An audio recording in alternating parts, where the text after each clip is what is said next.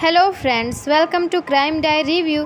तो फ्रेंड्स, आज हम आपको बताने जा रहे हैं अमेरिका में गायब होने वाली एक लड़की की दिल दहला देने वाली कहानी।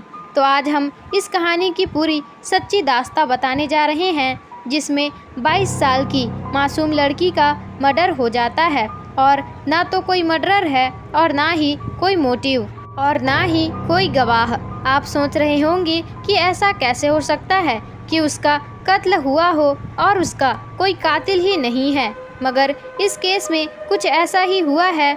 इस केस ने पूरे अमेरिका को हिलाकर रख दिया था। आपको पूरी कहानी पता चलेगी तो आप भी हैरान हो जाएंगे। दुनिया इस केस को नादिया मलिक मिसिंग केस के नाम से जानती है। तो क्या है नादिया मलिक मिसिंग केस की पूरी कहानी? तो चलिए जानते हैं सब कुछ एकदम अच्छे से इस वीडियो में। मगर कहानी शुरू करने से पहले आपने अगर हमारे चैनल को सब्सक्राइब नहीं किया है तो ज़रूर ही सब्सक्राइब कर लीजिएगा। तो चलिए कहानी को शुरू करते हैं। तो ये कहानी है भारतीय मूल की एक लड़की नादिया मलिक की। नादिया अपने परिवार के साथ अमेरिका के फिलडेल्फिया नाम की एक जगह पर रहती थी। नादिया बचपन से ही पढ़ाई में काफ़ी तेज थी। नादिया जब 15-16 साल की थी तो उसकी मुलाकात भारतीय मूल के एक भूपेंद्र गगन नाम के एक लड़के से होती है। भूपेंद्र भी उस समय फिलाडेल्फिया में ही रहता था। भूपेंद्र से मुलाकात होते ही नादिया की ज़िंदगी ने नई करवट लेनी शुरू कर दी।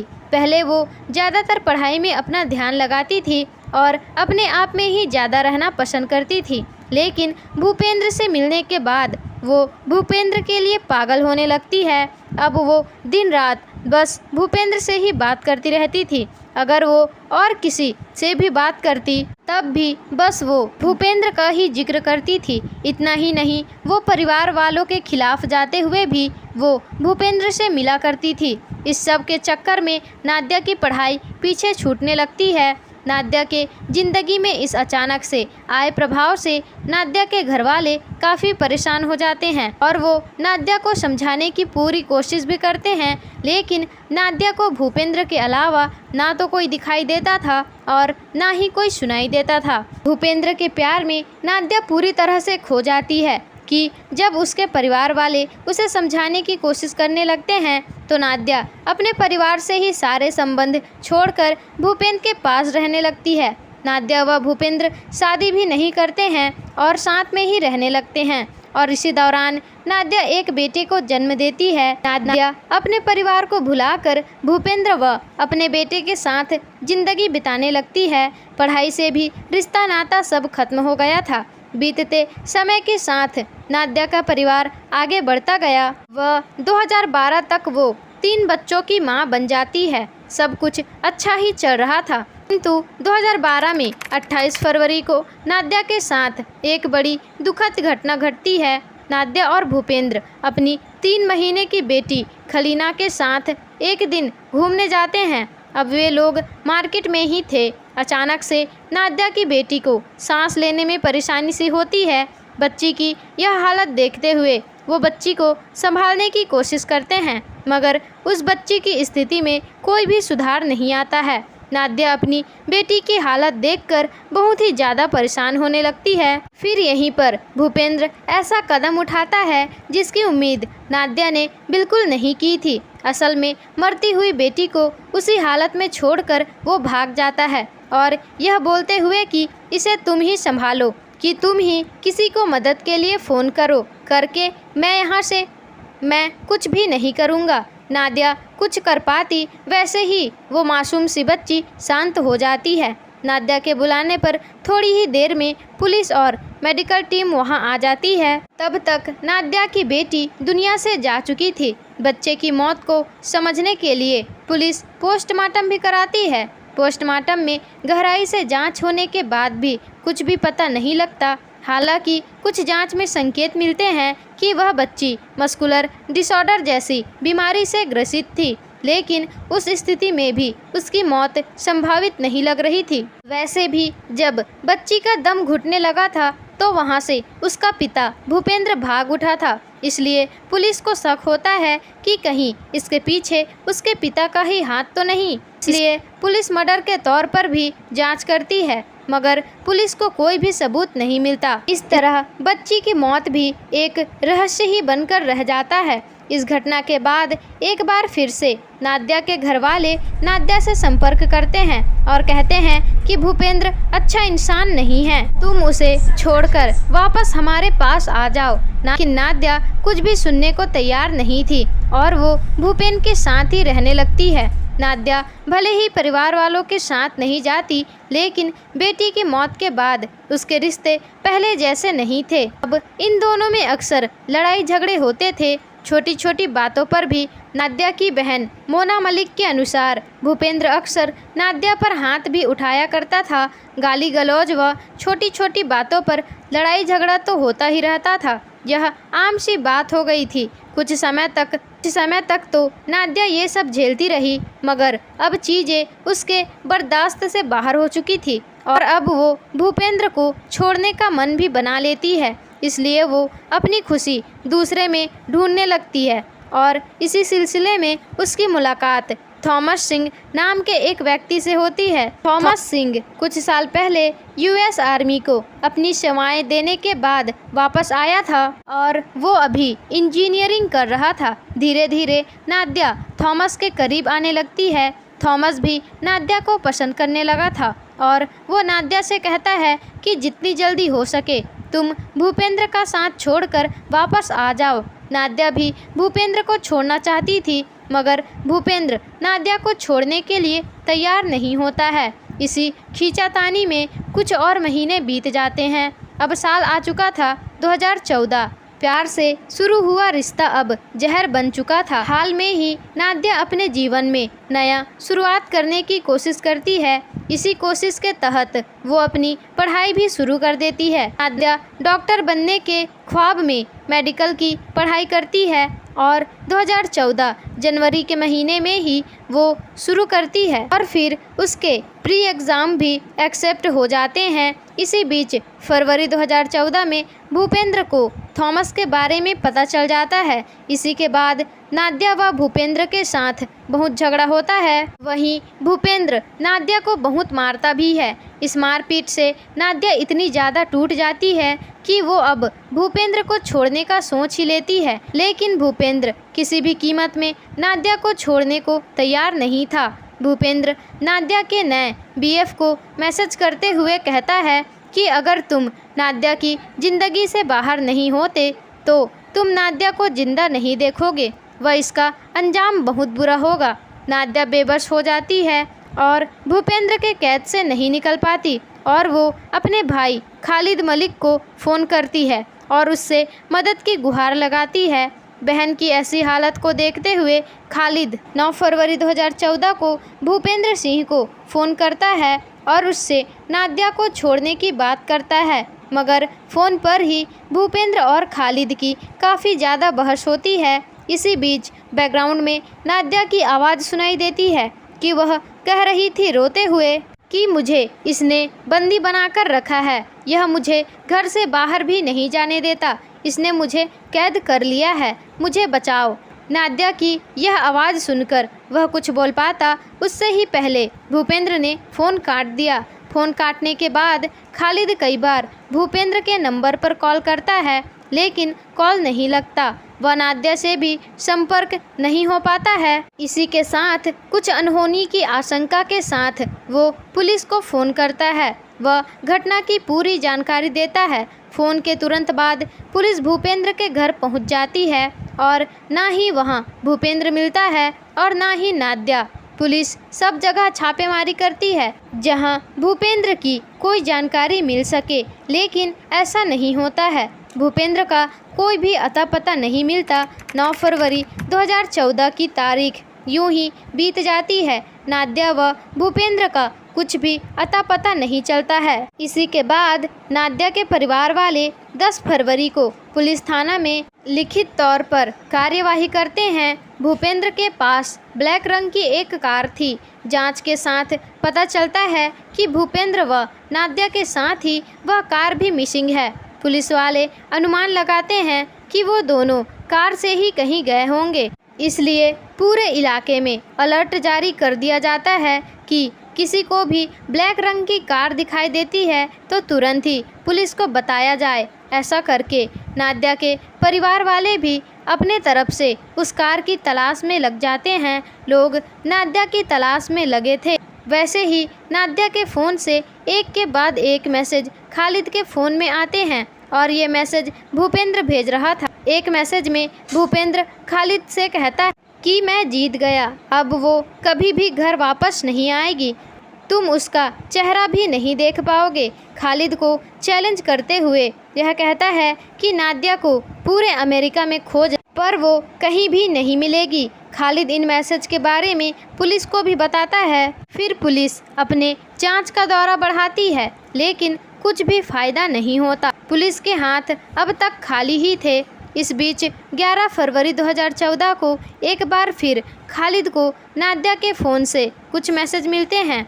इस बार मैसेज में लिखा हुआ था कि तुम नादिया से बात करना चाहते हो तो मुझे तुरंत फ़ोन के माध्यम से $20 भेजो। इसके तुरंत बाद कई मैसेज मिलते हैं जिसमें रकम बढ़ाकर पहले 50, फिर 100, फिर $200 कर दिया जाता है। ऐसे ही मैसेज थॉमस को भी मिलते हैं तो उसमें भी लिखा था कि तुम नादिया से बात करना चाहते हो तो इतना रकम दो। इन मैसेजेस के साथ भूपेंद्र यह भी लिखता है कि अगर तुमने पैसे नहीं भेजे तो कभी भी नादिया की आवाज़ नहीं सुन पाओगे। इस मैसेज के जवाब में खालिद कहता है कि तुम मुझे जवाब दो कि इससे क्या पता चले कि नादिया तुम्हारे पास है कि नहीं, तो मैं तुम्हें अभी के अभी पैसे भेज दूंगा। मुझे कम से कम एक बार उसकी आवाज़ सुना दो, बस हेलो ही, तो भी मैं तुम्हें पैसे दे दूंगा। फिर उसके बाद मैं उससे बात करूंगा। खालिद के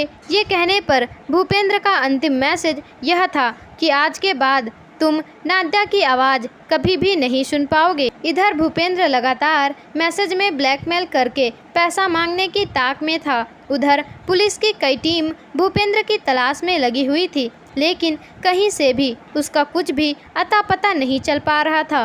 पुलिस नादिया के फ़ोन को ट्रेस करने की कोशिश कर रही थी, मगर कामयाबी नहीं मिल रही थी। पुलिस के मोबाइल ट्रैकर के अनुसार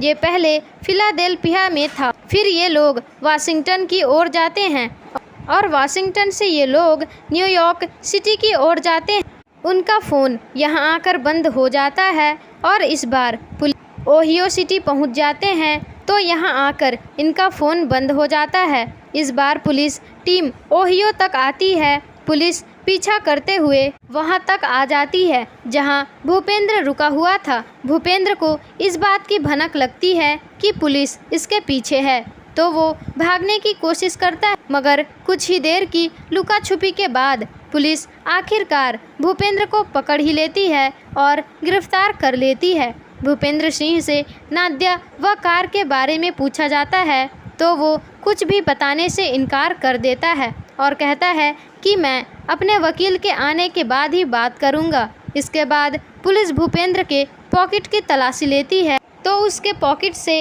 नादिया का फ़ोन, नादिया का ड्राइविंग लाइसेंस व कार की चाबी मिलती है, जहां से पता चलता है कि यह चाबी उसी कार की है जिसमें भूपेंद्र नादिया को लेकर निकला था। तो पुलिस वालों की पूछताछ में भूपेंद्र बताता है कि मैंने कार के साथ ही नादिया को फिलाडेल्फिया में ही छोड़ दिया था, मगर भूपेंद्र की बात इसलिए झूठ लग रही थी कि नादिया के परिवार वालों के मुताबिक उस कार की केवल एक ही चाबी थी और वो चाबी भी भूपेंद्र के जेब से निकली थी। तो ऐसे कैसे हो सकता है कि वो बिना चाबी की कार चला रही हो, और भूपेंद्र के चेहरे पर चोट के निशान भी थे।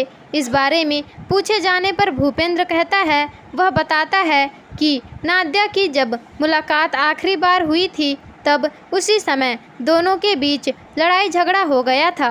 तभी नादिया ने उस पर हमला कर दिया, इसी कारण से उसके चेहरे पर चोट का निशान है। अब पुलिस की बड़ी टीम नादिया को ढूंढने में लग जाती है, इसलिए पुलिस की चहल पहल भी पूरे फिलाडेल्फिया में फैल जाती है। हर किसी के ज़बान में बस यही था कि नादिया कहाँ है। नादिया फिलाडेल्फिया की सबसे बड़ी रहस्य बन चुकी थी और बस एक ही सवाल था कि नादिया कहाँ है। नादिया फिलाडेल्फिया की सबसे बड़ी रहस्य बन चुकी थी। पुलिस की जांच जारी रहती है, लेकिन कुछ भी अता पता नहीं चलता है। नादिया की मिसिंग केस 10 फरवरी 2014 को लिखी गई थी और अब तारीख आ गई थी 20 फरवरी 2014। 20 फरवरी 2014 को फिलाडेल्फिया के पुलिस डिपार्टमेंट में एक अनजान व्यक्ति कॉल करता है और कहता है कि एक ब्लैक रंग की कार फिलाडेल्फिया के मार्केट स्ट्रीट के पास 38 स्ट्रीट के पास खड़ी है।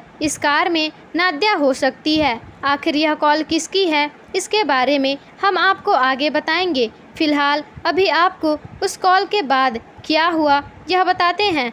तो फिर पुलिस की एक टीम भागते हुए उस जगह पर जाती है, तो वहां पर सच में एक कार खड़ी थी और कार ब्लैक रंग की थी और कार पूरे तरीके से बर्फ से ढकी हुई थी। हैरानी की बात तो ये थी कि उस कार में पार्किंग कोड लगे थे, यानी कि कार को इससे पहले कई इलीगल तरीके से पार्क किया गया था। इस कारण इसमें पुलिस के पार्किंग टिक भी लगे हुए थे, लेकिन पहले उसके अंदर लाश दिखाई नहीं दे रही थी। आनन फानन में उस कार को खोला जाता है, पर कार के अंदर पुराने कपड़ों के ढेर थे। इसके अलावा काफ़ी सामान बिखरा पड़ा था। पहले तो पुलिस को कुछ भी नज़र नहीं आता, मगर जब उन कपड़ों के ढेर को ध्यान से हटाया जाता है तो उन कपड़ों के ढेर को हटाया जाता है तो वहाँ कपड़ों के ढेर के नीचे नादिया की लाश पड़ी हुई मिलती है। जिस नादिया की तलाश पिछले 10 दिनों से हो रही थी, वो अब पुलिस को कार के अंदर कपड़ों के ढेर के नीचे से मरी हुई मिलती है। मृत्यु के समय नादिया की उम्र लगभग 22 साल थी। लाश मिलते ही पुलिस उसे पोस्टमार्टम के लिए भेज देती है। नादिया का पोस्टमार्टम करने वाले डॉक्टर की 21 फरवरी 2014 को एक प्रेस कॉन्फ्रेंस किया जाता है और कहा जाता है कि नादिया के शरीर पर किसी भी प्रकार का फिजिकल ट्रॉमा नहीं मिला है और उसके मौत का कोई कारण भी नहीं मिले। मृत्यु के कारण, मौत का कारण व लक्षण को समझने के लिए सैंपल फॉर्म क्लब बाकी रिपोर्ट में कुछ पता नहीं चल पाया, इसलिए भूपेंद्र को गिरफ्तार नहीं किया जाता है। फिर भी पुलिस भूपेंद्र को शहर में ही रहने को कहती है और उस पर नज़र भी रखी जाती है। और अप्रैल 2014 में भूपेंद्र पुलिस के नियम को तोड़ते हुए कहीं चला जाता है। इसी के बाद उसे गिरफ्तार करके जेल में डाल दिया जाता है। हालांकि कुछ ही महीने के बाद भूपेंद्र को बेल भी मिल जाती है और वो फिर से आज़ाद हो जाता है। उम्मीद यही की जा रही थी कि महीने 2 महीने में फॉरेंसिक लैब से खबर आ जाएगी, पर वहां से 8 महीने के बाद जाकर अक्टूबर के महीने में खबर मिलती है।